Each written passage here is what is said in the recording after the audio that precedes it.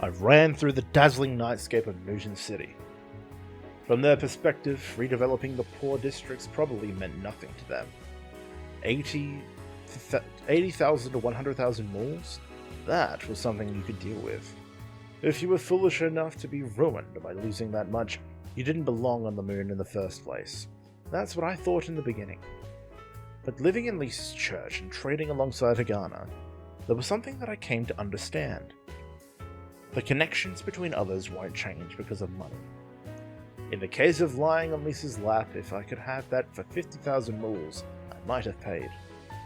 If that were the case, what about that night when Hagana listened to me talk about my dream while I held her hand under the covers?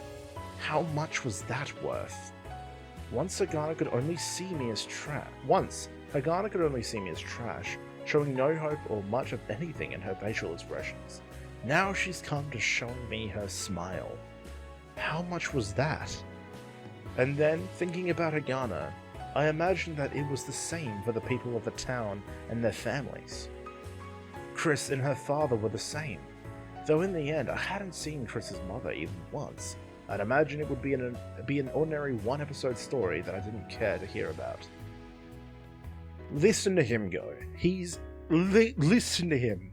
He's come so far. He's not an asshole anymore. Good on you, Hal.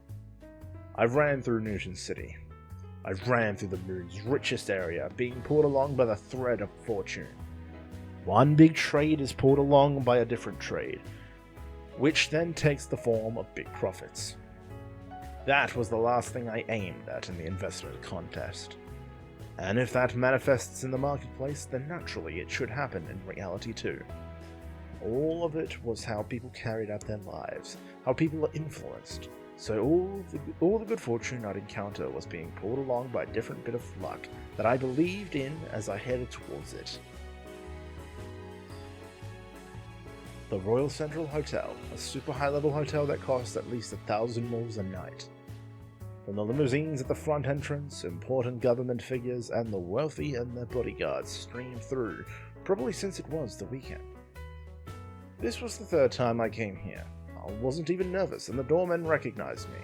He flashed a friendly smile towards me as he opened the door. Without straying, I headed towards the cafe. People who recognized me smiled as they led me there. Barton had his interest in me. He had his interest in my abilities. If so, then something should be possible. Be firm in readiness. Do not waver. Soon I stood before Barton. As usual, he sat comfortably at a chair, and today he was reading a real old-fashioned book. I apologize for the short notice. Do not worry. It just so happened that my schedule was free. Barton spoke as he placed a bookmark in the book, and looked at me. Barton's expression was firm as he looked at me, which was probably how it always was each time. You look frightened. I have a favor to ask.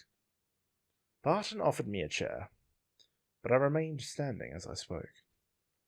I would like you to invest in me. Invest?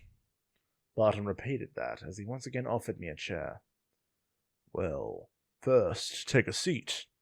As you are right now, this isn't a negotiation, but an entreaty. He grinned broadly as he offered me a chair for the third time. I sat down, and after Barton rang a bell, a waiter came out. Would you like some Irish coffee? Cough? As I started to say coffee, I corrected myself. Hot cocoa. These last few days I would drink it alongside Hagana. As you wish. Not bothering with something as inelegant as writing it down, he bowed once and stepped away. Barton sighed deeply and leaned back in his chair. A small amount of silence fell. I spoke. I would like you to invest in me. Barton said that as he looked at me. Compared to the first time I saw him, his facial expression was intense. Invest in you is what you said, is it not? If that is the case, then rather than as the headhunter, Barton Cladwison, I will have to look at this from the perspective of Barton Cladwison, representative of the Britannia. It almost felt as if Barton's body swelled in size, as if it was overpowering. It was the overpowering feeling given off by an influential person. I felt as if I'd been blown away if I didn't plant my feet firmly. Will you be able to turn a profit for me? A greedy loan shark taking away the last mool from a poor man. Something like that would be no match for Barton's intensity. With large sums of money invested, this was an overwhelming ambition that only those who earned great deals of money could dare to have. When you're really wealthy, people bow their heads to you unconditionally. I gritted my teeth, then spoke. Permission to speak. Of course. I took a deep breath, then I spoke. I would like to borrow 300,000 mools. Barton raised an eyebrow at this. 300,000 mools. Well, that is. Barton started to say, but chortled lightly. Excuse me. Well, that is a surprising amount of money. It must be a joke. I pressed on. The annual interest rate is 20%. And the expected maturation date? If you are able to wait 10 years, then I will return it by then. If the annual rate is 20%, after 10 years it will multiply 5 times and become 900,000 moors. But word to the earth, there are a scattering of white-collar workers who earn about that much over their lifetimes. Does the Britannia consider such earnings to be on the low end of the scale? At my words, Barton's mouth curled very slightly into a shape of a smile. Not bad. As Barton laughed, the drinks arrived. The cocoa was his. Barton gestured towards me politely, and hot cocoa was placed before me. Please enjoy. Barton raised his hand, and the waiter stood back. Barton reached into his coat, pulled out a small bottle of alcohol from his breast pocket, and poured the contents into his coffee cup. For times like these, you need alcohol for a bit more of a kick. He said it in a mischievous manner. After pouring out half the bottle's contents, Barton looked at the cup, then spoke. After 10 years, you will make 900,000 mools, and become an impressive manager at the Britannia then. Or possibly independently. I stuck to my guns for the sake of doing so, but as much as I stuck to my guns, Barton's actions became sluggish. Well, in asking you to join me, a lesser individual suggesting 900,000 mools would be rather shocking and perhaps hard to imagine. In that case, but why 300,000 mools? I doubt you're going to use it to buy licorice or something. This wasn't small change. To Barton, it was a meaningless sum of money, but it wasn't small change. I readied myself and spoke. With that money, a lot of people can be saved. Ha! Barton breathed in and laughed. His large frame shook all over as he laughed. For the people of Schrödinger Street, this was what you called an act of mercy. Of course he would laugh. However, the gratitude you could be sold later for much more. At my words, Barton's laughter stopped immediately. Oh. For various reasons, right now, I am in possession of the gathered funds from a lot of people. Those people borrowed money from somewhere else, so these funds are all they have for the sake of paying off those debts. But it isn't enough to pay it off, so my intention is to gather funds to further grow that amount. Very wise. He said that in an almost ridiculing manner. Also, the lender those people received money from had borrowed money from someone else, and the origin of all that are a number of land speculators. Barton's face became serious. And then, apparently the place we all live in has become the target for a redevelopment project. The borrowers built their own homes and lived their holdings and lived their holdings and lived their holding the rights to the land. That is why, if this redevelopment project goes underway, they want to hold out until the government reimburses them, as the properties will become very valuable. As the properties, sorry. But if the collectors come, they will take everything, leave nothing. Thus, the 300,000 mules I wish to borrow. An investment, right? Barton corrected me, but there was a kindness in it. Barton looked at me quietly. After redevelopment, that 300,000 mule investment will change over and become the debt of gratitude from the many people who hold those land rights. And that would be greater than the annual rate of 20%, you say? Correct. At my words, Barton let out a slight groan. So that's what you mean. What do you think? I asked once more. I got a response. Barton is not the sort who wouldn't understand this. In the terms of gains and losses, without a doubt, these would be gains. Barton sipped on the Irish coffee he spiked, and for a bit he held it to his lips and drank it down. The words that came out were not what I would expect after drinking hot coffee. They were cold as ice. I must decline.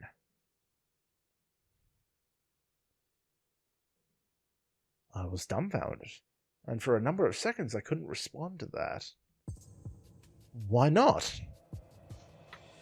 At my outburst, Barton frowned and put the cup down. It's a problem in how one lives, Barton said. Perhaps he was saying that it would just be best to let people in trouble ruin themselves instead. I don't want you to misunderstand me. If I could, I would try to offer assistance. In that case, but I am Barton Cladwyson of the Britannia. The invested funds I've handled number in the several tens of billions of mules. It is not money on a global scale, but a fair amount. And thus the pressure is high. On top of that, performance is expected. I don't know what he's talking about. But Barton had a zeal that couldn't keep me silent. I must be a thorough investor. If that is not the case, then I cannot serve in this capacity. Thus, it is a problem in how one lives. But... What do you intend to do? Must appear to be a noble right in your mind. Your report card would have a positive mark on it. However, Barton seemed to be lamenting the unreasonable principles of society as he said that. This is the kind of work of a drab branch in a drab bank. I had no words to counter with. Barton paid little heed to my exposed, dumbfounded expression, as he quietly looked at the cup in his hand and continued. I won't say that it is a bad line of work. I don't think that it is a waste of time, either. However, in doing something tepid like that, in just an instant it will come falling down. The place I am in is like that. Think about it. How much do you imagine it costs for all of us to live on the moon? It pales in comparison with the developed nations on Earth. Thus, I must decline. That is not an investment for me. It is not an investment for me at all. He said it succinctly. I have heard it before that when one goes about investing in a large sum of money, they shouldn't let emotions control them. With a steely resolve and ironclad balls, even if the universe were to implode, an investment's performance must always hold steady. Barton was the incarnation of all that. Besides, if you aim to reach Schrödinger Street, you should have that kind of volition. An investor must consider the best possible investment, the best possible conditions, and the best possible interval at all times. These are the words of the sole person I hold respect for, Mr. Infallible. He was a beast with personal assets of 80 billion moles. Compared to him, I felt small enough to be crushed by him. So, if you think you could save these people, then take on this challenge as an investor. Time. There isn't enough time. I looked at the steam from Coco as I said that. There was only 1 day left. Only 1 day left. I have 720,000 moles in funds. At the end of Monday, I need to reach 1 million moles at all costs. At the very least, I'd be fine with 900,000. But it's not possible. Even if I desperately stack on as much profit as possible, 10% is the ceiling, so... I raised my face and looked at Barton. I did not want to admit that my vision was blurred because I had been crying. So... Yet Barton's tone was icy cold. Investor. A successful investor. He's a pro among pros. An obvious concept such as helping someone in trouble, leaving them indebted to you, was not something that he would agree with. I hung my head in shame, having nothing left to say. It was impossible. I was naive to think otherwise. Impossible? Is that so? And that's what Barton said. Desperately stacked on profits. Only 10%. Come on now. Since when did you lower yourself to be a quaint stooge? Since when did you lower yourself to that of a quaint stooge? I raised my head and saw that Barton's angered face was scowling at me. I saw the last decision you made during the investment contest. It was rather impressive. That was it. That was the essence of a trader. With each move, one by one, your thinking became clear. It gave me shivers as I recalled my younger days. A failure is certainly a failure, but there are bets that one should continue to make.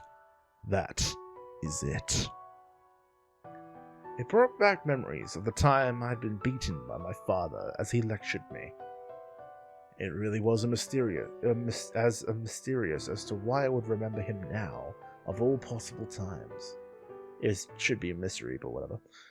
Besides, if you don't have enough time, then you just need to find a shortcut. Huh? Barton then sipped on his coffee. The time I took you around and explained to you my investment techniques, do you remember what I said? I dug deep into the crevices of my mind. I had the confidence to have memorized it all. Yeah? In that case... that's right. The building that we went to see. Do you remember the name of the company on that building? I don't know why he asked that question, but I answered immediately. Ring Tech. Huh? And then he suddenly raised his voice hysterically. Whoa now. Are you alright? Huh? Ring Tech is a fine company, but the company we saw was a different one, was it not? But what was it? I can't quite remember. Wait a moment. As Barton said that, he rummaged through his coat and pulled out a small terminal. And then he tapped the screen and it started up. Oh yes, this. Now I remember. Here it is, here. He placed the small terminal on top of a table. There it displayed the electronic data of that company. Come on, hang in there. I bought you at a high price after all. Barton looked at me as I peeked at the terminal and smirked as he laughed. Huh, but... Well then, the smell of alcohol has gotten me hungry. Barton slapped me on the shoulder, saying that on purpose as he stood up. I looked back and forth a number of times between Barton and his electronic terminal. And then, finally, a connection bridged inside my head. This was investment news. Speaking of which, when is the next time it will rain here? There's usually nothing but bad news. Depressing stuff. I'm not looking forward to Monday.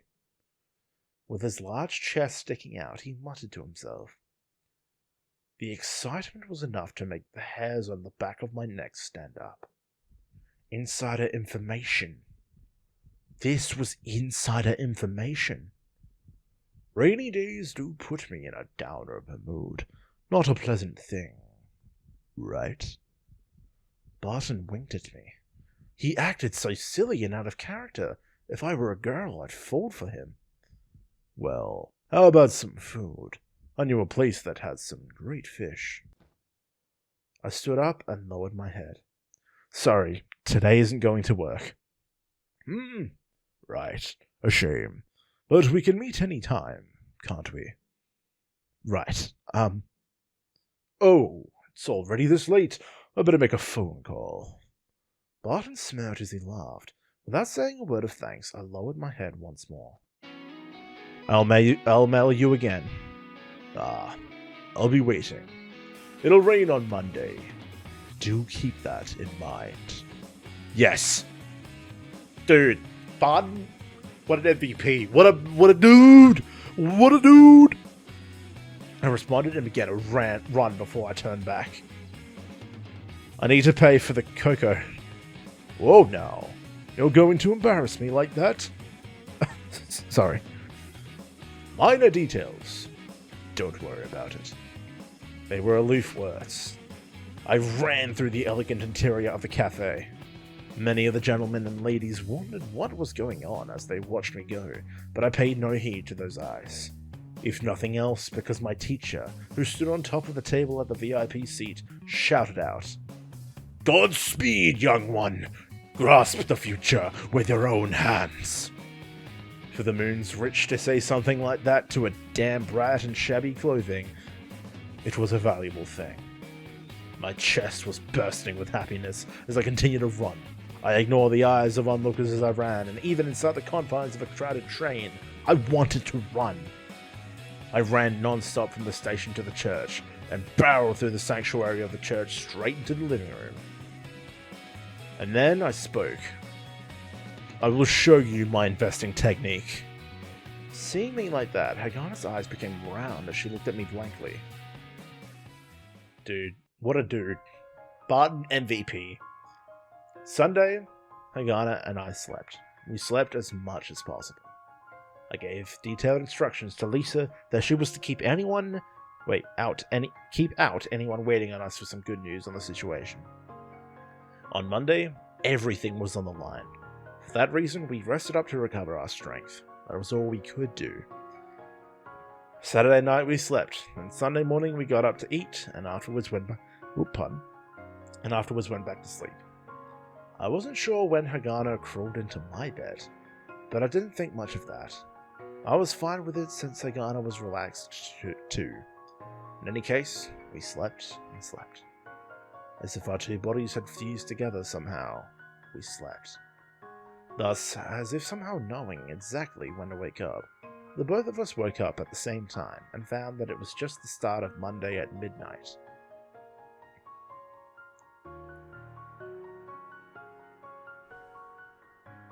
Hagana and I looked at each other. I wasn't sure which of us woke up first, but for a brief moment Hagana and I both held our breath.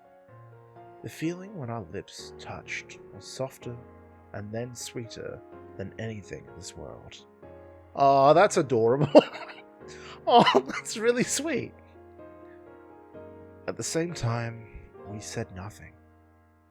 Instead, we decided with little trouble what to do after we got up.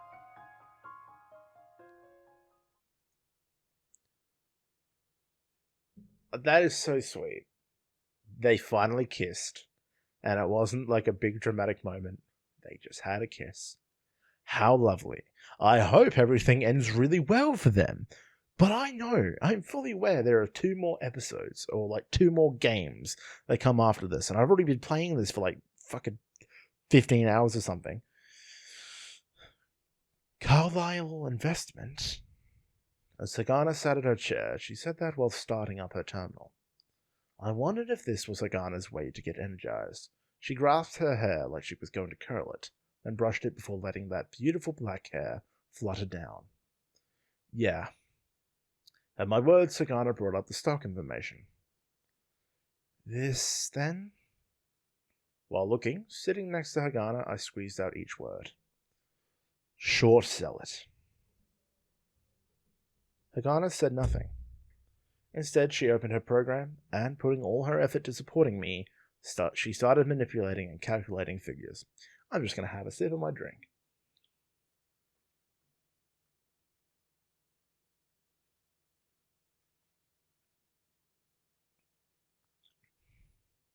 I got the new, I'm actually way more into gamer subs now than I am G Fuel because it's not chalky. It actually like mixes properly like it cordial. So I ordered the guacamole gamer fart because it's actually pretty tasty, as well as another one of the raw meat because it's really similar to the Tekken G Fuel. But I ordered a caffeine-free variant, so I can have it now at night. But with my order, I got the waifu, not one of the waifu cups. The what is it called? Oh no, the Mile High Club one. So it's not even that. It's not even that inappropriate. Like a lot of the other Gamer Subs one is. But so I'm drinking out of that in my new place. So there you go. A little bit of information for me as I sit here reading this. Ooh-ha! How are we looking, fellas? Barton pointed to the stock while mentioning that it would rain on Monday. On top of that, suddenly, there was news about rain. Without a doubt, it was insider information, and with that regards to this company, there was some bad news floating. Someone like Barton would have some connection to many hundreds of companies, and he'd certainly be listening in on thousands of people and what they had to say, especially since Monday comes right after the weekend, when bad things are prone to happening. There have been situations such as a superior CEO taking one of his company's own manufactured bikes and riding it off a cliff to his death. Naturally, a company losing a great leader would lead to a stock hitting the lower variable price limit. You wouldn't know what would happen. This is why there are many cases of price drops the day before the weekend. Everyone would close positions that were in danger of any risk. Given that, this is probably the best company then. As the name suggested, Carlyle Investment was an investment company. Whether it were securities, real estate, or commodities, it could be traded, then they dealt in it with a lack of any real fidelity. There were no accurate details from them.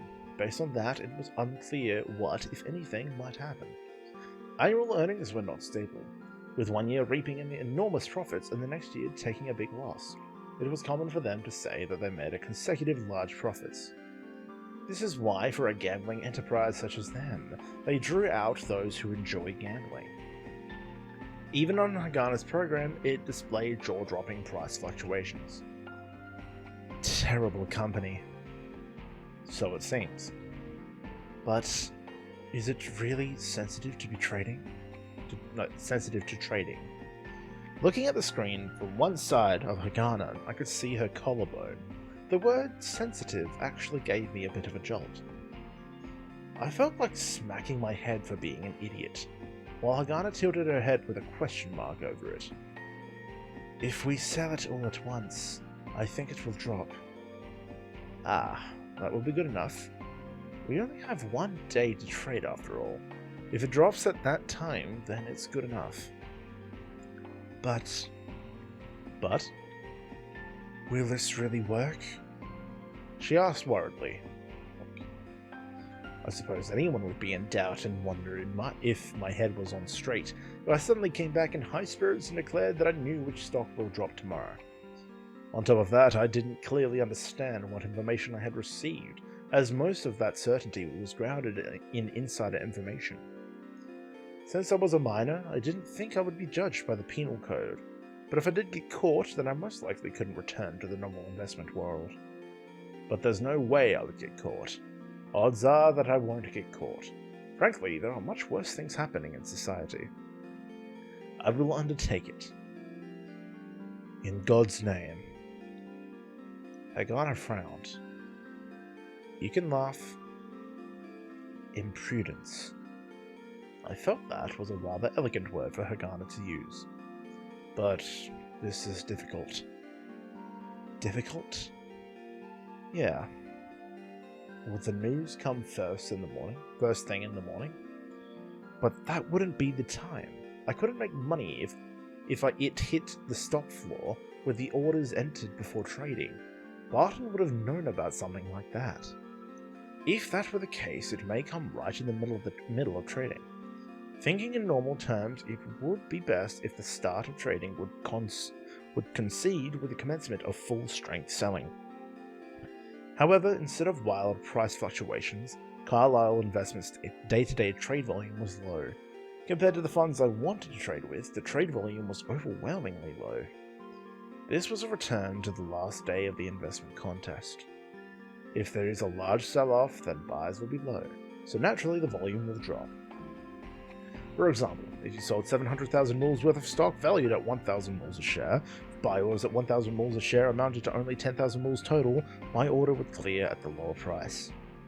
If liquidity were low, then the price will move due to your trading.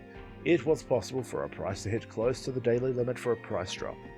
Not to mention, it was more likely the case after negative news comes out. I would be at my wit's end if, right after selling, the daily limit for the price drops were reached. In the end, in theory, all that could be done was to sell bit by bit. I had my worries and misgivings about it, but time continued to move unabated as the market opened. In order to not cause the buyers to scatter, we sold off shares stealthily. If there were a big drop, it had to happen after we sold big. Hasekura was not aware of this insight. Carlyle Investments' starting price was 1,072 mules, but at the start of trading, it didn't move for the most part.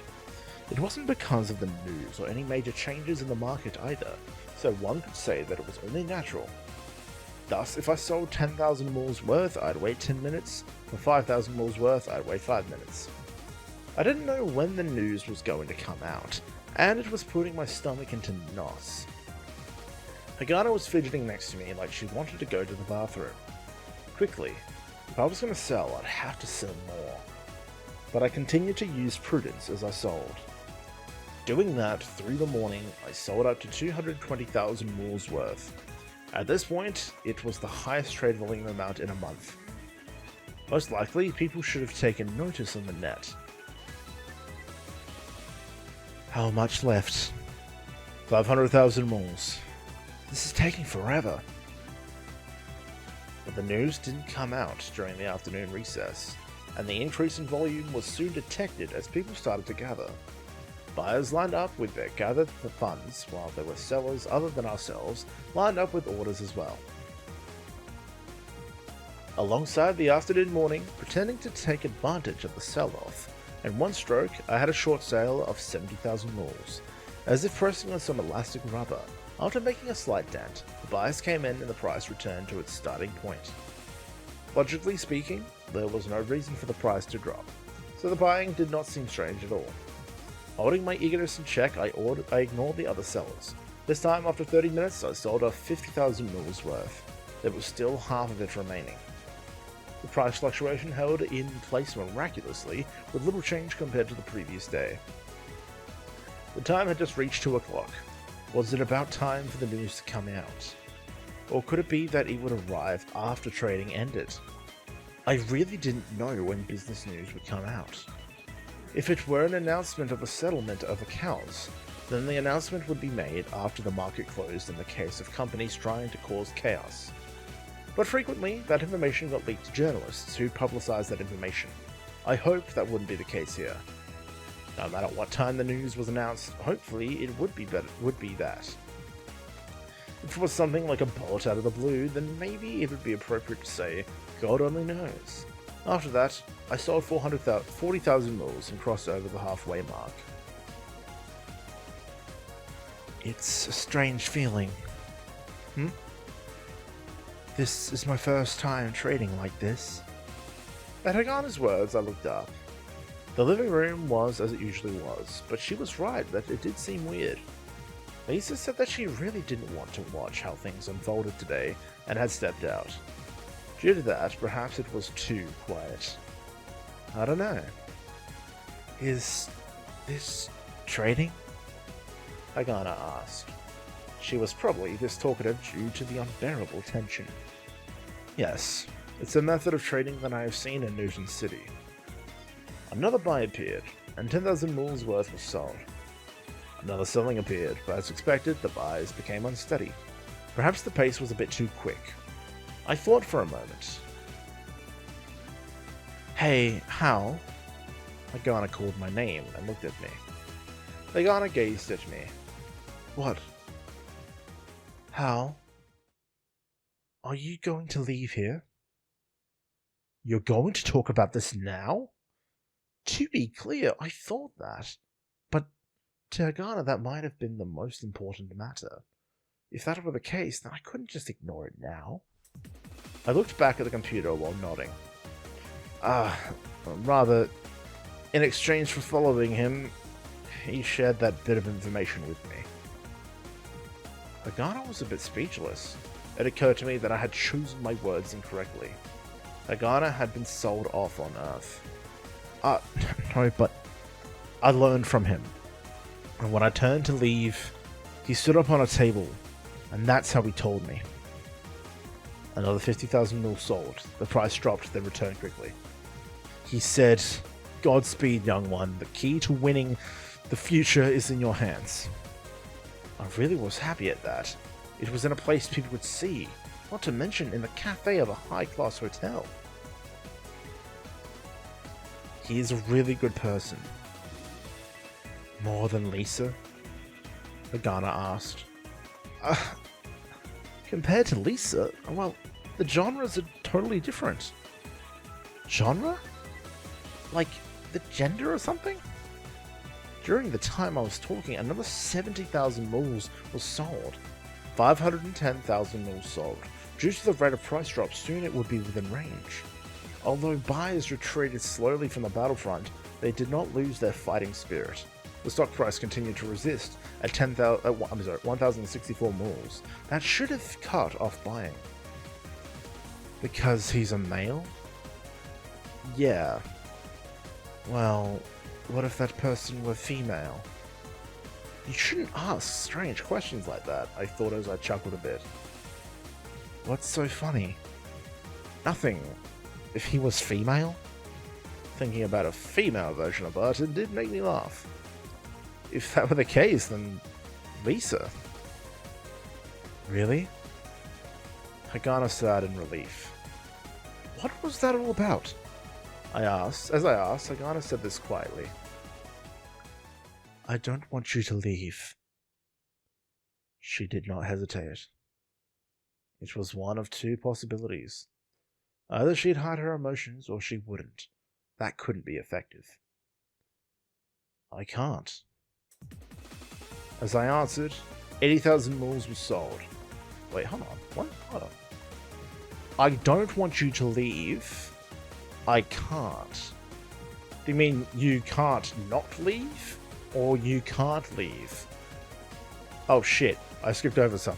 As I answered, 80,000 mules were sold. As expected, the buying side was now agitated.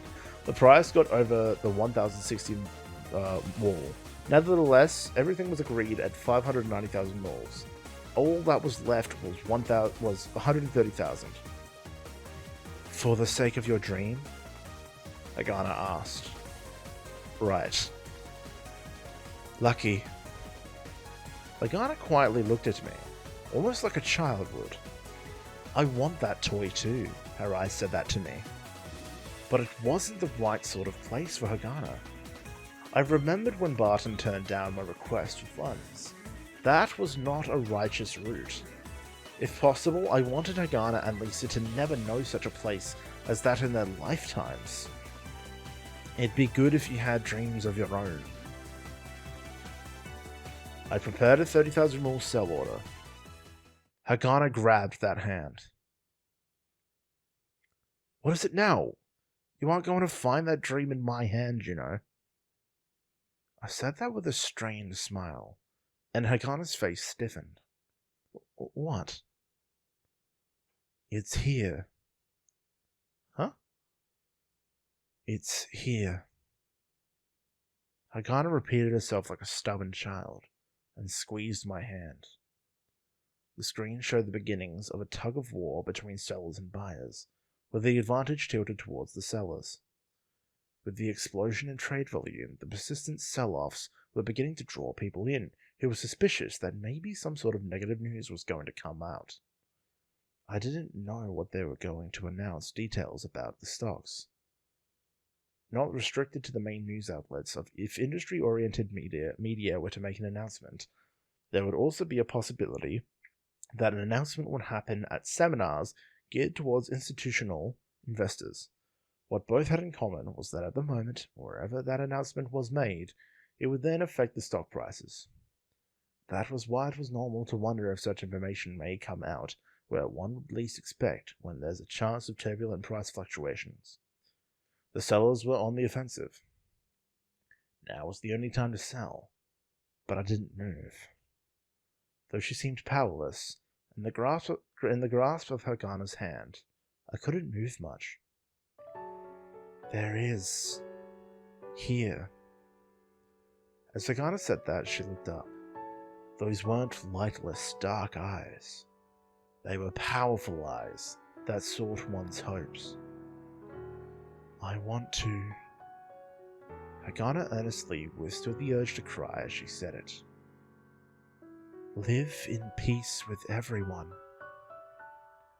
The lunar surface was a place where people had the wildest of dreams. But it was a place where many people drifted who couldn't even enjoy the bare minimum of happiness. Hagana was one of them, and this girl's dream was to live in peace with everyone. It was so natural, but simultaneously so difficult. Just searching through my memory, I could recall many examples like that. There were probably very few people's faces that Hagana could remember. Her head was filled to the brim with mathematics, with no room for anything else to be absorbed. First on that list of faces was Lisa, probably. And my name was in there as well. I looked back at Hagana, and her face became strained as she looked downcast. Perhaps my face was one of those as well. Perhaps it was within reason to be able to live together with others. But to live in peace was absolutely impossible. Recalling how Barton Cladwison denied my request, it was very clear to me. Investors did not make their living investing. It personified people who lived only for investing above anything else. For someone like me, ignorant in the ways of society, if I were to live the way that Barton did, for starters, I'd be well aware that danger lay in wait for me. Betrayal and schemes, that was everything to people, perhaps. Jumping straight into that world, I would feel insecure about being able to bask in the sun with Lisa in the garden on the third floor. And I would think I shouldn't even be doing something like that. Being an investor was a lifestyle. If one wanted a warm milk and honey way of life, then this was certainly not the path to take. I couldn't shake off Hagana's hand, and pulled mine gently from it.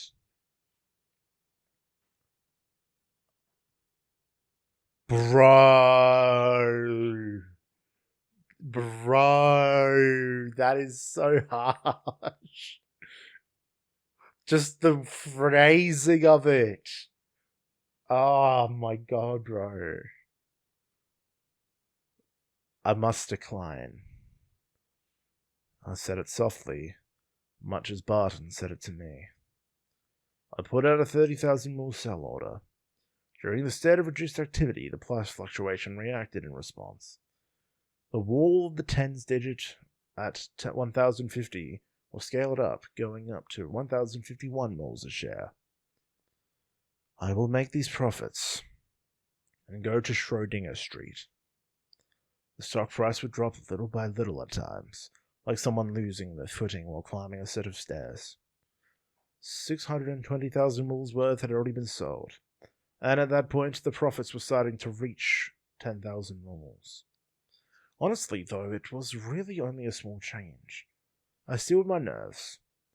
I wasn't bluffing when I said I considered it small change.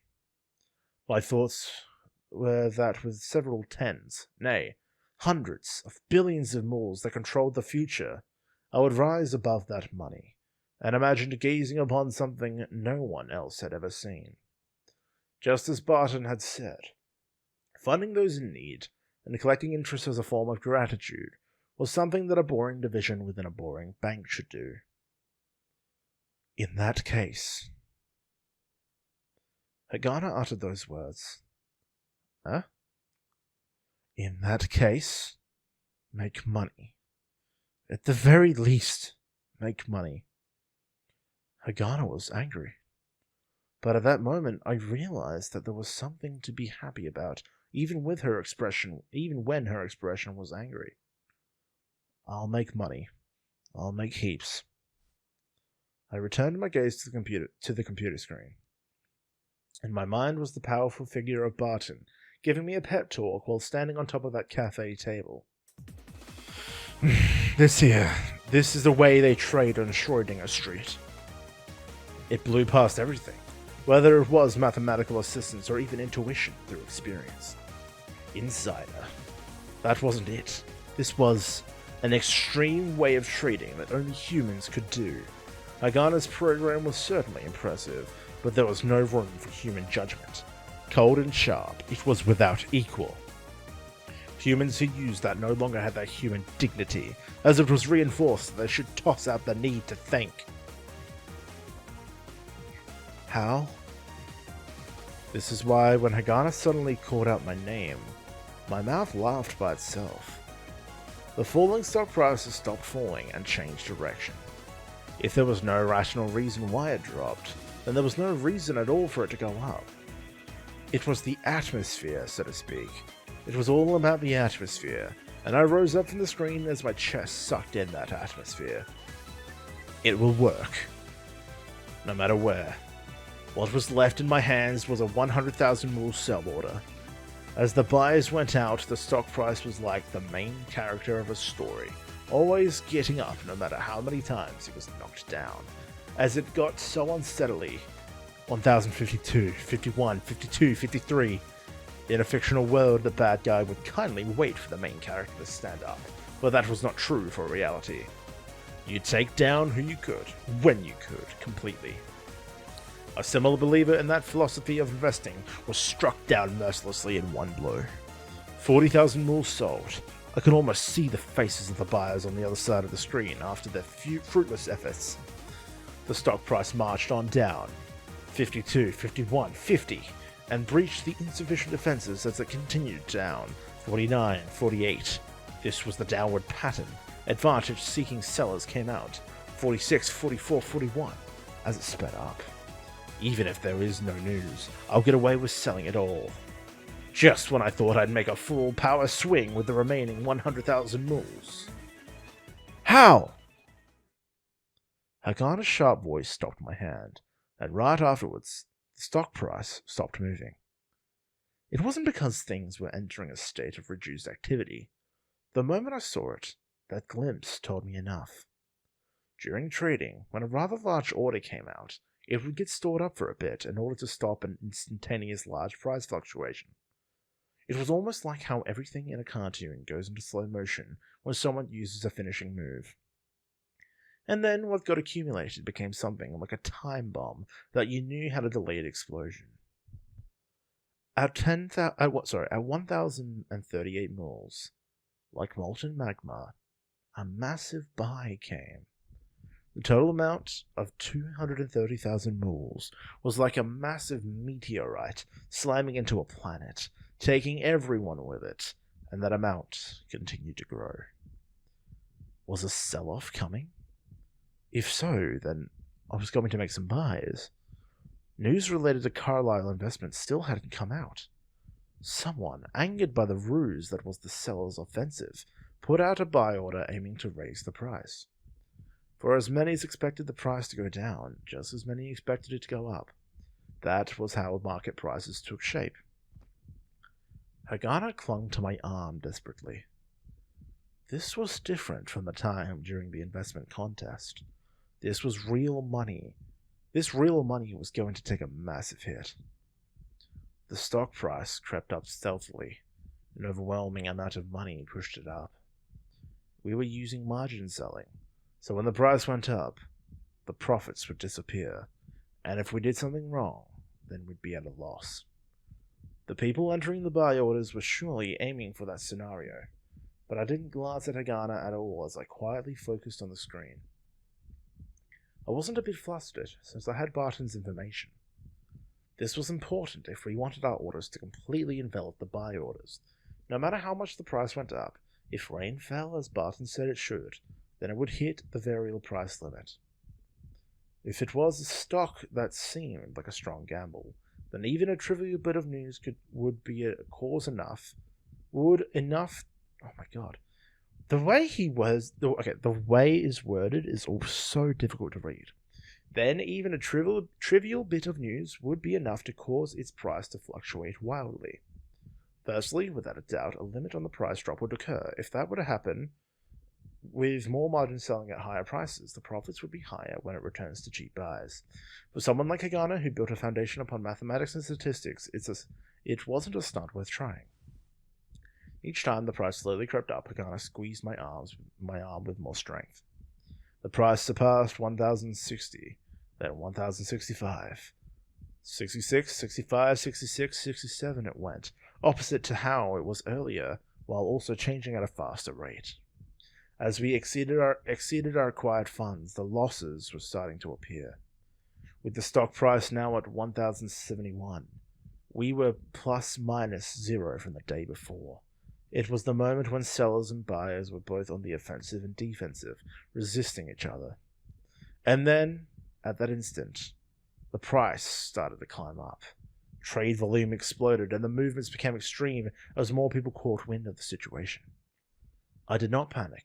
I was determined not to panic. But that was not the case for Hagana. Hal, something is weird.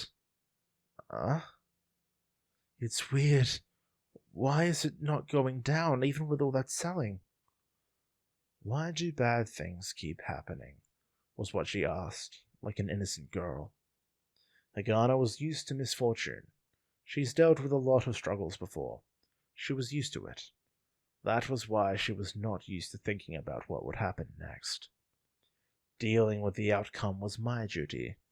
While I looked straight at the screen, I answered. It's only natural because the news hasn't come out yet. The conditions for sellers and buyers is 50-50.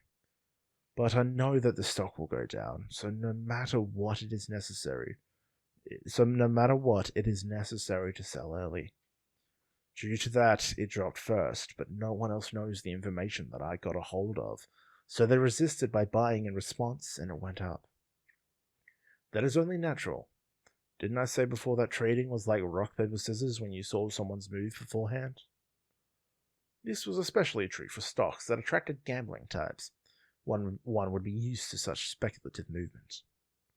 But Hagana murmured as she let go of my arm. And then, slowly, she went to her terminal and fiddled with it. Hagana inputted the numbers in her program, and I looked at the initial calculations. I said it was impossible. But I told you it wasn't this type of trading, right? When the stock price went up steadily with a speed that was anything but slow, it was natural to feel pressure. But looking at Hagana, who relied on that program, I started to feel scorn towards it. For a program that we relied on that much, it felt like an old, run-down computer we could no longer use. And Hagana, who relied on it, was like a little girl who consulted her horoscope for everything. So it was clear to me that she wasn't the sort of partner I'd want to trade with anymore. Give up already. It was difficult to see Hagana fall to that level, and I said that without another thought. And then Hagana answered. This is all that I can do. Her face was a mix of anxiety and nervousness. To my words, her face was not that of a cheeky girl who would have absolutely refuted me. Where is the news? It's not coming, is it? I could see through what she was implying with those reserved words, and I kept my mouth shut. The time was now 4 o'clock. It was late, but there was still 1 hour to go. How? It really is strange. I don't know why the price won't go down. I kept my mouth shut as Agana continued. Where is the news? She asked once more, so I had no choice but to respond. There isn't any. According to Lisa, Toyama would come precisely at 5 o'clock. He requested a bank employee he was friends with to keep the counter open a bit longer. According to the schedule, it ended at the same time as trading ended, so all the money on hand would need to be withdrawn so the loan could be repaid. An hour left to go. In 1 hour, all will be decided. My orders came out again as I thought about that, and I could hear the sound of Agana's breath getting taken away, as though she was looking at a tilted glass on the table. Her breath slowed as she watched the price fluctuate. I knew that she was thinking, stop, stop, stop, as she prayed. Though I believed Barton, at some point in time I clenched my fists so much that it dripped with sweat. Was I an idiot? Right as I was criticizing myself, the stock price finally stopped at 1,089. Hey, will it be alright? Agana asked once more. She was nervous. Right as I was wiping my palm, I responded. Have some faith. That was all I could say. But the price has not gone down. Looking at any other period of time, such a statistical result is... calculation error? I said that to stop Agana from repeating the same thing again. I was more surprised that I interrupted Agana than I was at her displeased expression. I became aware that my tone had become stronger. You said that there would be errors in the calculations. I added those words on to show that I wasn't angry. That is true. Then it must be that. Besides, I didn't say any more, but Agana's program wasn't complete. It was wrong occasionally. Especially during the last trades of the investment contest, Agana's calculation was totally off the mark. In terms of the possibility, that was only natural. But this time it was going to cost real money. There was real human cost for a large number of people. The fates of myself, Chris, and a lot of others were at stake. If we failed here, a lot of people would be left out in the cold. Coming here from Earth, being oppressed by the strong, everything they owned got taken away through gritting teeth, while only the ones who took away their stuff amassed a fortune. Right now, for the sake of the dreams of many people, I stood firm. Despite that, why couldn't Agana trust me at all? Agana's anxiety-filled face was getting darker and darker. Intermittently, she stole glances at me, wanting to say that it would have been best to just close out all positions. To be honest, if we stuck to the basics of trading up until now, we would have all stopped trading a while ago. For the sake of gaining profits, what was needed was simple. Don't have losses. That was why, if losses start to appear, positions would be closed. That way, losses would be kept to an absolute minimum, and the small amounts of profit could be preserved. But this wasn't that kind of trading. It wasn't that kind of trading. Why did Agana not understand that? I was filled with irritation when I suddenly realized something. I looked at Agana as if to repel her again, and Agana returned my look timidly. Within my chest, the words "could it be" were in control. Could it be that Agana had inadvertently said it? This trading affected a great number of people's dreams. The dream that good fortune had finally come down upon us was also affected. Thus, for myself, this was but a skirmish in order to enter Schrödinger Street. But Hagana was different. Hagana's dream was not affected. Hagana's dream was for myself, Lisa, probably Chris, and anyone else close to her, to be able to quietly live together in this church. You could say that it wasn't greedy. You could say that it was idyllic. Idyllic. But it wasn't even funny for such a trivial dream. Hagana's earnest hope was right within view. If that were the case, then didn't Hagana think that way? That if we were to fail here, that I would not leave her. A was B, and thus B was C. Then A had to be C. Hagana's straightforward thought process meant that this was more than a clear possibility. It was childish and a pitiful, awkward way of thinking. Time continued to move on, and soon it was 4:15. I still had a sell order in reserve, when I knew that the price would finally drop. If the price only went up. Only selling would lead to bigger profits. But Hagana accepted my hesitation.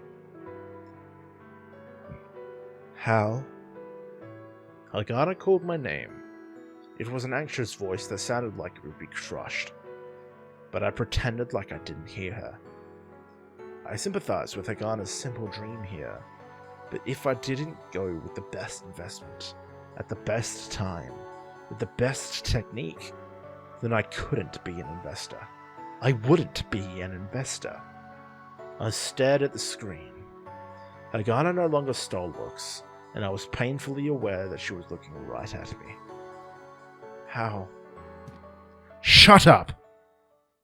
I yelled at her unintentionally. Hagana did not narrow her eyes. Her eyes were like those of a scolded puppy. My bad. I said that as I returned to the screen. The news wasn't coming. When would it come out? The buy orders trickled in one by one. Was it coming? Why wasn't it coming yet? Hagana worked slowly at her terminal. I stole a glance at her and saw that the expected price range had taken on an irregular shape. Based on the estimates, a severe increase was predicted. My eyes returned to the computer. It was true that, given the circumstances, I would have started making buys. But big trades were always like that. In order to make big profits, it was necessary to make moves opposite of those of the idiotic masses. When it came to buying and selling, you couldn't have one without the other. Just as one person making a profit would require another taking a loss. I was not wrong. This was not wrong. The ones who were wrong were the unknowing masses. I waited for those capable of thinking. I was waiting, after all. Even though I looked at Hagana as she tried to get my attention, I knew what she was thinking. The time hit 4:30, which left us with 30 minutes. When was the news going to come out? Unsurprisingly, I was also growing impatient. So, I brought up Barton's mail address and typed out a single sentence. Was this really going to work? When I was about to send it, I hesitated. That moment, a single chime sounded. The sound was from Hagana's program. I had gotten used to this sound. The sound when the specified price range was hit in the program. It was the sound that signaled the coming of countless profits, and the moment I heard it, I was on the verge of tears. With my timidity.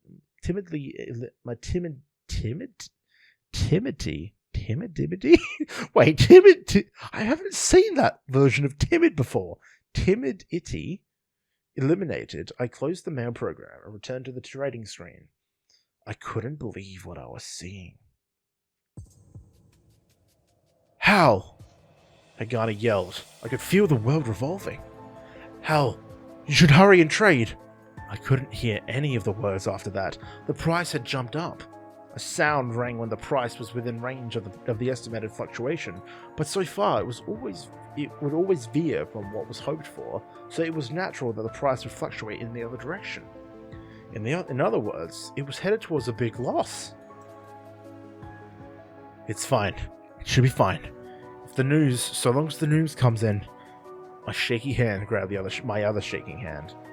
With what remained, I made a sell order in one move. The stock price's upward movement stopped. I thought I would laugh, but losses had exceeded 4%.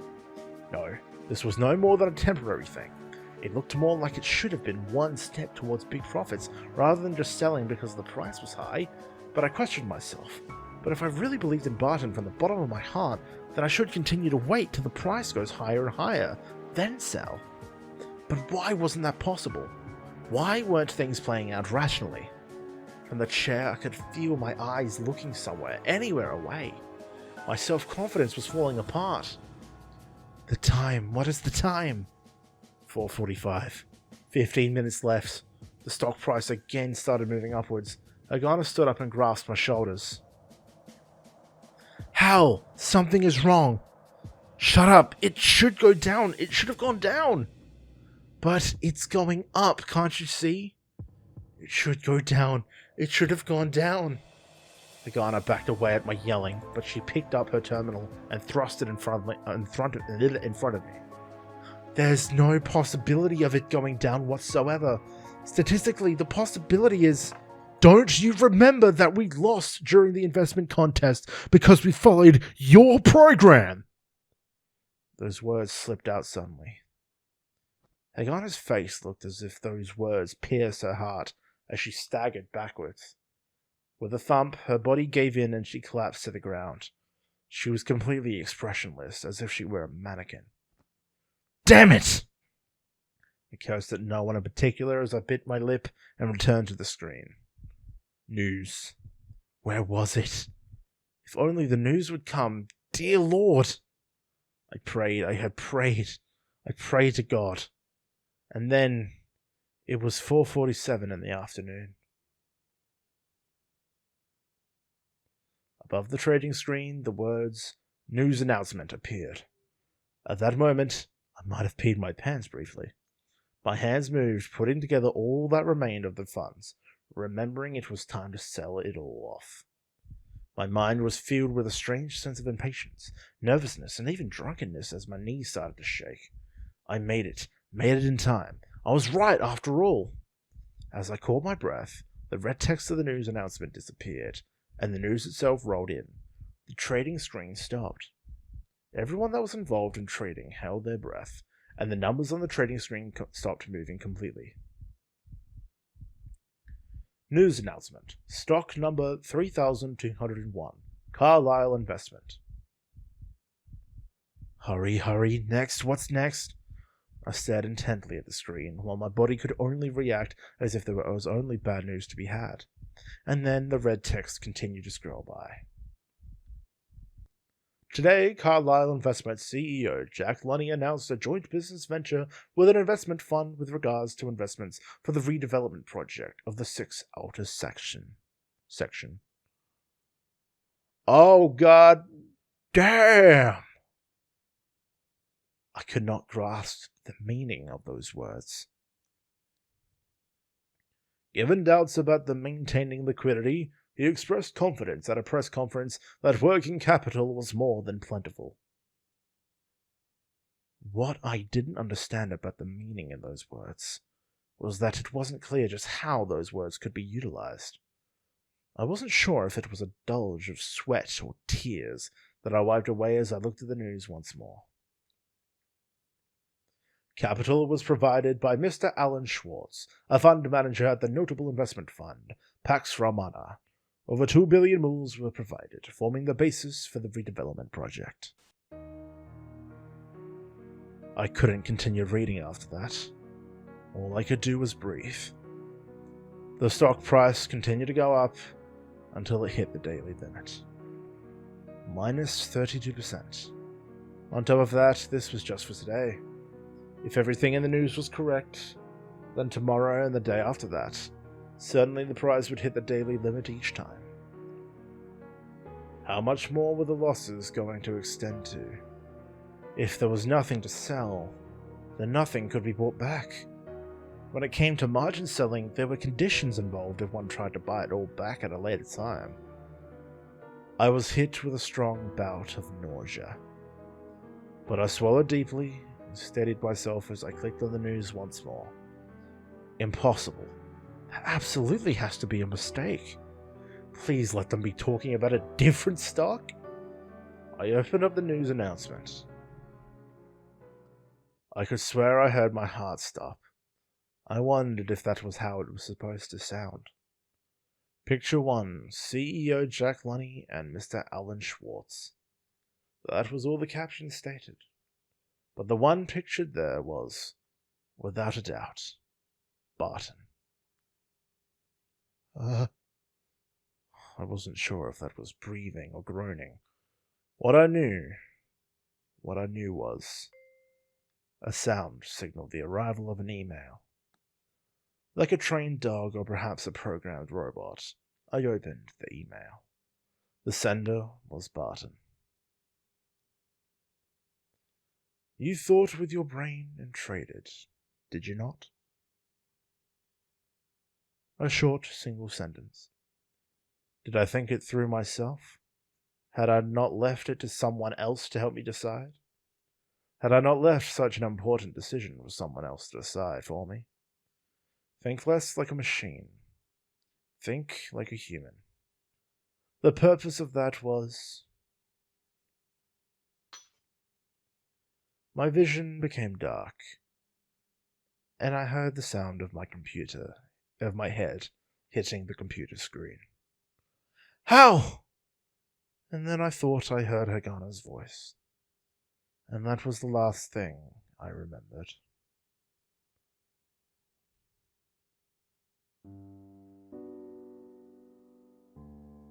So Barton might have betrayed us. Oh no. Oh no. And he just had that outburst at Hagana as well. Oh no. I found out about everything 4 days after I had fallen into a coma. In the end, our position was at minus 264%. Pushing through with 720,000 moles and ending it at minus 264% left us with a liability of 2 million moles. Oh shit! There was no point in talking about paying back loans. In the end, the savings of the townspeople was wiped out, and they were then burdened with a debt that they absolutely could not pay. But after Lisa's unhurried explanation, it appeared that it was all reduced to 50,000 moles. In the evening of the day that after I collapsed, apparently the phone rang. A man who addressed himself as Barton wanted to liquidate our margin sale position by giving us some stock at a specific value. See, I kind of had that feeling as soon as he approached Barton, that Barton was and told him about what he had done, like gathering everyone's money. I had the feeling in the back of my head of like, Barton's gonna use this against him. He just straight up is. Wow. Bought at that price, the loan ended up at 50,000 moles. Carlisle investment stock continued to hit the daily high price limit consecutively and couldn't be sold at all. Since the price continued to rise the next day, there was no way that such a proposition would be turned down. Hagana, who knew Barton's name from the mails on my computer, resisted vigorously, but Lisa accepted the terms. Everything was back to normal, or rather, it was better to say that everything was lost. As for Chris's father and all the others who entrusted us with their money, I'd thought that they would all come by to kill me. But instead they visited me in my hospital room, and on top of that, they thanked me for letting them dream of the possibilities. That hurt me more than having abusive words hurled at me. They were used to losing, used to falling into despair, and they were strong enough to not bear any ill will towards others. If it weren't for Lisa, I would probably be dead right now. On the other hand, I realized that I couldn't see Hagana anywhere. Hagana had been in the church the whole time, and it appeared that she, too, had been run ragged. I had taken a lot of emotional shock, and my body wasn't able to move. Once I regained consciousness, I did not return right away. It wasn't until 10 days later that I returned pathetically to the church in a wheelchair. Aw. Lisa, that's so nice. Lisa offered to wheel me. That day, the weather was nice on the moon. Nicer than any easygoing day. Along the road, Lisa said something nonchalantly.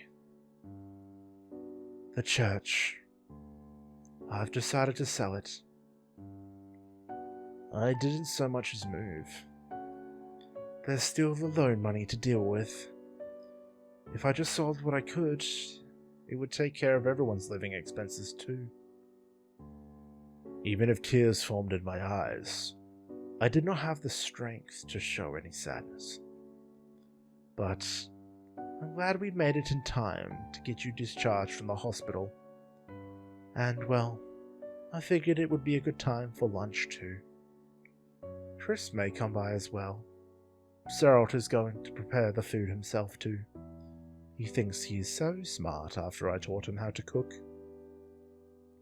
Lisa continued with small talk. She wasn't faking being happy, and knowing that hurt quite a lot. For Lisa and the others, this had been an everyday thing back on Earth. Just being alive was more than enough, right? She had experience being able to say things like that with a smile. Seralt looked into things. And just like that, Lisa changed subjects. Barton, he said, would always do those kinds of things. Even when his company got taken over, Barton was one of the people behind the curtains.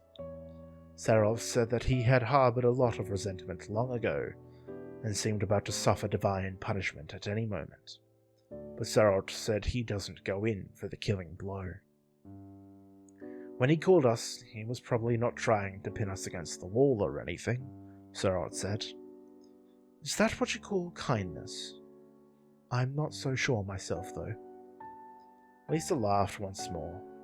Her laugh was mingled with a sigh, a very fatigued laugh.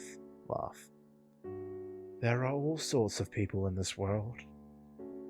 Yeah, that really is true. I couldn't say that for sure that I had been deceived, only because I myself wasn't ready to acknowledge that. Couldn't it have been a misunderstanding, or perhaps even a mistake? But in reality, everything was lost. Barton apparently used different aliases for different purposes. Even the census showed each of those aliases. He was the example of a person who could do anything, so long as money and personal connections were available. I had miscalculated my own position. Thus, I took a great loss. I was willing to accept that. I was just some brat after all. But well, we do have our bonds left over. Isn't that so, Hal? Lisa reached around from behind me and pinched my cheek. I could not move my body, nor could I change my facial expression. Lisa sighed. Are you mad that I contacted your family? Lisa asked me. We passed by the front of the steamed bun shop. That was where the old lady gave me an extra because she thought that Triss was too skinny and asked me to give her one. Without doubting me an ounce, she had handed me a 3-mil bun. I was surprised by that. Yet why did I think Barton would so easily divulge information worth hundreds of thousands or even millions of moles? This was hubris. Since it's you, I'm sure you will get better. That's what Lisa said. They said it was something psychological. The bruise on your forehead is probably going to leave a mark, though. But you're a guy, after all. Scars are a badge of honor. I could not respond. Lisa explained to me what the doctor had said. It wasn't because of medical reasons that I couldn't move. Supposedly some wiring within my mind had come undone. Because of that, I couldn't make myself move, and I couldn't even make facial expressions. Moreover, Lisa did her best to convince the doctor to hide my identity. There were medical bills to deal with, though, so that was impossible. After my identity had been extracted via iris scan and fingerprinting, my family was soon notified. I wasn't angry with Lisa at all. I wouldn't have any qualms even if Lisa killed me. Well, I am going to feed you plenty today. No need to feel embarrassed about it, okay? She giggled. Her laugh seemed dry. In front of the church, Sarah and Chris waited, as did Toyama. Aside from how I was, I didn't imagine I would see them again. But just like people visiting someone at the hospital, they were all smiles.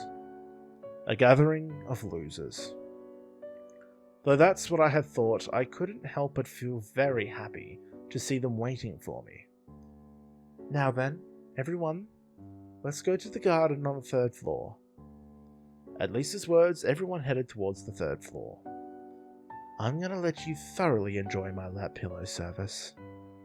She said that as we passed through the living room. A wonderful smell wafted through the living room, making me wonder if it was the lingering smell of food being made. And then, just when we got to the 2nd floor, Chris ran off to get something. I need to get the drinks. Oh, thanks for the help. Be careful. Oh, looks like you were getting used to this, aren't you, Chris? Chris shrugged her shoulders and smiled, both her arms filled with drinks as she moved carefully. Where's Hagana? At Lisa's question, Chris stopped climbing the steps, then walked back down slowly. And then she pointed at the door to her room. Lisa nodded and Chris's face stiffened somewhat as she started climbing the stairs again. She can be a difficult child. Though Lisa said that, it was clear that she didn't really believe her own words. That's how I felt, anyway. Hagana wasn't a difficult person. She was honest and straightforward, but just awkward.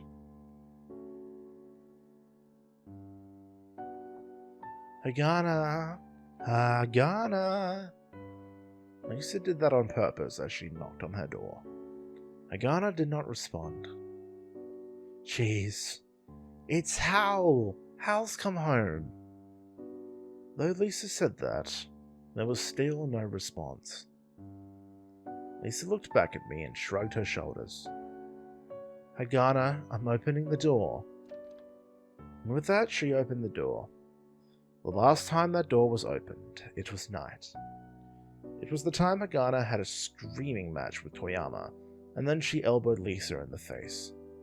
Hagana had curled into a ball in the corner of her room and shook all over. This time, it wasn't the same as that failure from before. She was alright, wasn't she? I imagined she was alright. Hagana wouldn't break before something like that. We fought together. There's no way she would be this weak. But there was a deliberate, discomforting pain in my heart. Without a doubt, Hagana did not stop trading for the sake of her own dreams. Through it all, she stayed rational. The one who thought with her head was Hagana, after all. Despite that, I rejected Hagana. At the last moment, I rejected her. For that, I wanted to apologize. Huh? As Lisa murmured that, I came to my senses. Lisa turned away from the door and walked past me before heading to the living room. She opened and closed the door to the bathroom, then headed towards the church. The door to Hagana's room was left open as it was. Before long, with a stiffened face, Lisa passed me again and ran up the stairs. In the middle of this fine day, I was left alone. Beyond the half-open door, there was but an empty space. I sat in the wheelchair and closed my eyes. How? I recalled Hagana's voice and how she addressed me. Hagana. In the end, what was her real name, anyway? In the midst of this fine day, with this pain in my heart, I felt lightheaded. Hagana had disappeared from the church.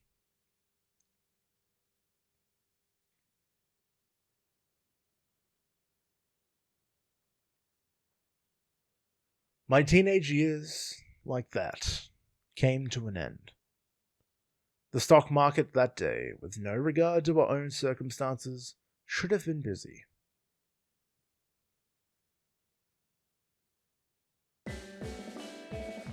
Wow. There you go, ladies and gentlemen.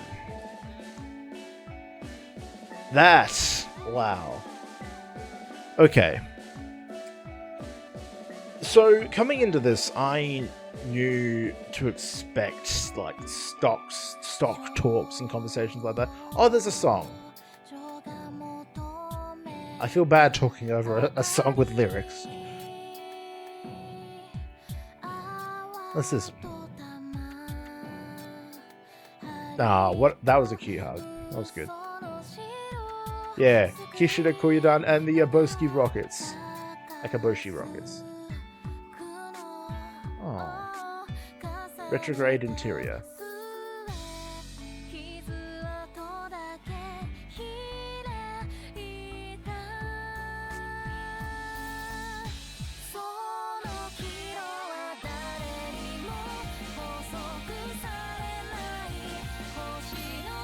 Looking back at these pictures, okay, I will talk over this. I'm going to lower down the song. So yeah, coming into this game, I knew to expect information about stocks and everything like that. Like, I knew to expect conversation and long drawn out stuff about money, stock markets, and all that. It's a fascination that Isuna really seems to have, like, since Spice and Wolf, like, was a lot about that sort of thing early on, and then this, obviously. I feel like this was definitely the starting point, and you can tell because, obviously, there's 3 episodes. There's 2 more games after this, and visual novels, to what extent do you actually call them games, like, compared to just long, drawn-out stories? Like, it depends how you value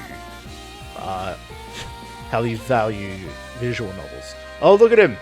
Look at that lad. There he goes. So yeah, I kind of expected that coming into this. I expected a lot of conversation about that, and a lot of that is what we got. And unfortunately... Oh, CG mode.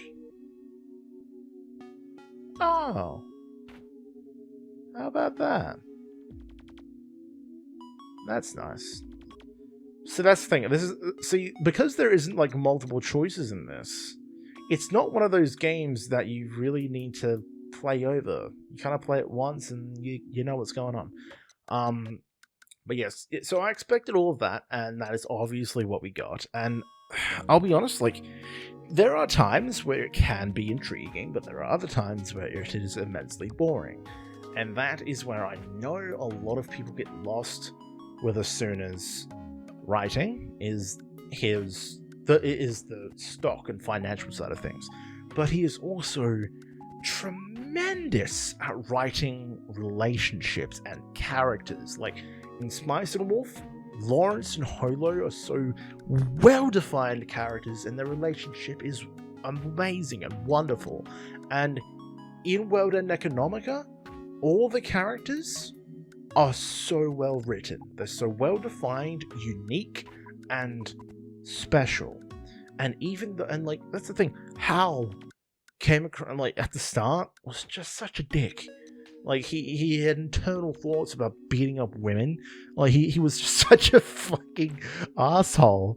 And as he got to know Lisa and Hagana more, and then, like, to a lesser extent, Saralt and Toyama and Chris, he started valuing those connections more.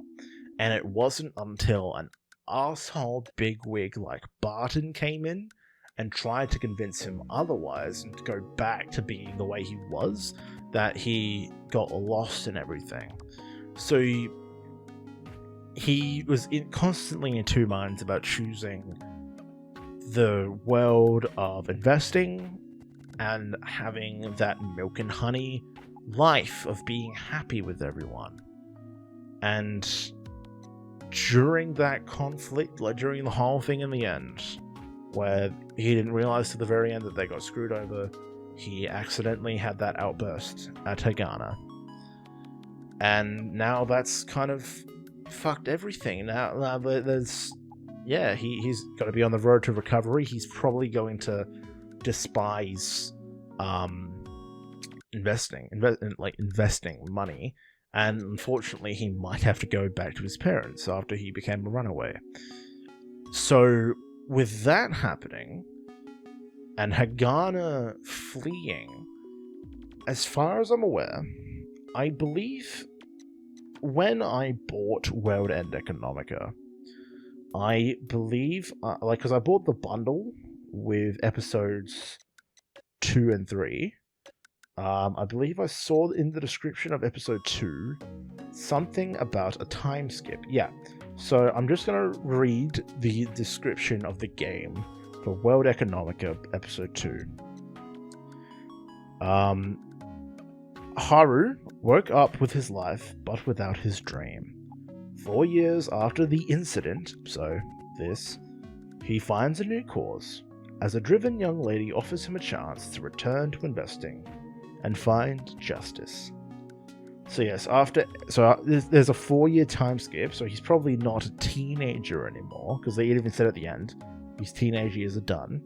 There's this blonde girl, which looks... Yeah, she doesn't look like Chris.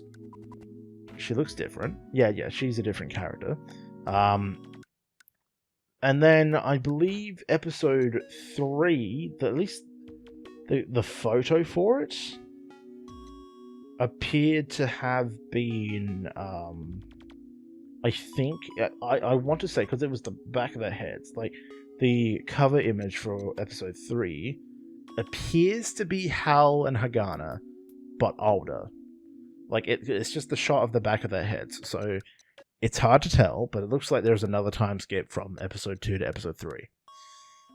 The reason I bring all this up, I know these videos on my channel haven't exactly been doing that fantastic. They're not getting a lot of views or a lot of likes or whatever, and I know this is one of those games where, look, because there's not a lot of choices, and it is just a single linear story. It's probably one of those games that are visual novels that is much easier to play in your own time, enjoy in your own time, and just experience it by yourself. So I'm going to end this Let's Play here, and I'm going to leave it up to you guys. I'm not gonna do heaps of single 1-hour episodes again. However, if you're seeing this, and if you have enjoyed the Let's Play, or if you're just enjoying this episode, and you want to see World End Economica episode 2, please let me know in the comments. If I don't receive any comments, I might not play it for the channel.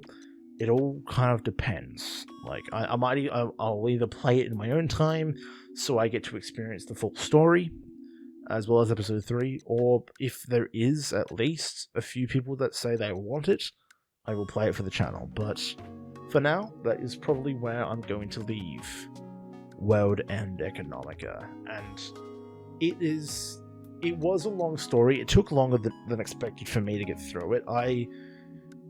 Again, the plot and the characters, phenomenal. Like, that is one thing that Isuna Hasekura is so good at writing.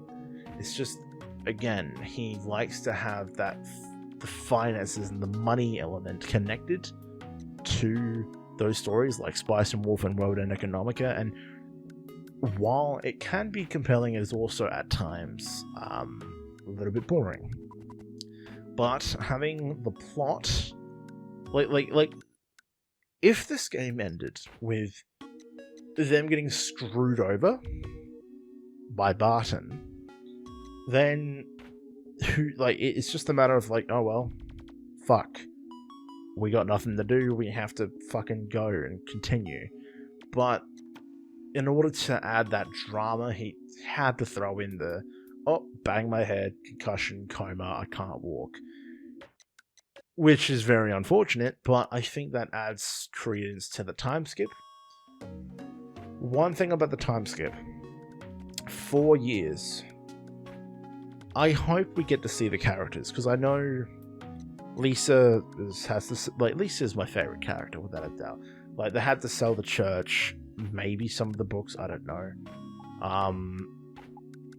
And then, like, there's all, like, Sero, Toyama, Chris, Hagana especially. Like, I know I will probably see them, because I think it would just be poor to not see them. But yeah, we kind of play everything by ear. I thought this was a very terrific game. And, well, again, this delves into the conversation of, like, this is just, it's a visual novel. I don't even know if visual novels that don't have choices can even be classified as games, because it's its own linear story that you just experience differently compared to, like, a book. So, I don't know. I thought it was a phenomenal story, though, and I will eventually experience episodes 2 and 3. I wish this was more popular, though. I wish more people knew and cared about World End Economica, because I felt like this was a good... This was something that Isuna Hasekura wanted to do. And after it was finished, he kind of just was like, okay, I guess that was that. That was cool. But I'm going to continue with Spice and Wolf, and I don't blame him. Like, it was cool to try something different, like, even if it wasn't, like, truly that different. Like, it's a similar type of story, but a different medium. But it was impressive. It was very well done. The English translation could have been fixed in parts. I know this game is like 10 years old now, so there's no point in trying to go back and fix it, but yeah. I think it was a great job. Great story. I will experience episodes 2 and 3, whether in my own time or on this channel. If you want to see it on the channel, let me know. But for now, that is all. Speaking of stories and whatnot, check the link in the description. I implore you to buy a copy of my book, The Protector Volume 1. It's a dark fantasy original English light novel. I talked about it at the start of multiple of the previous episodes, but yeah, it is a story close to my heart, and it's something that I've been writing myself for a long time. And after I've edited these episodes and made some thumbnails, I'm probably going to write a bit more before I go to bed.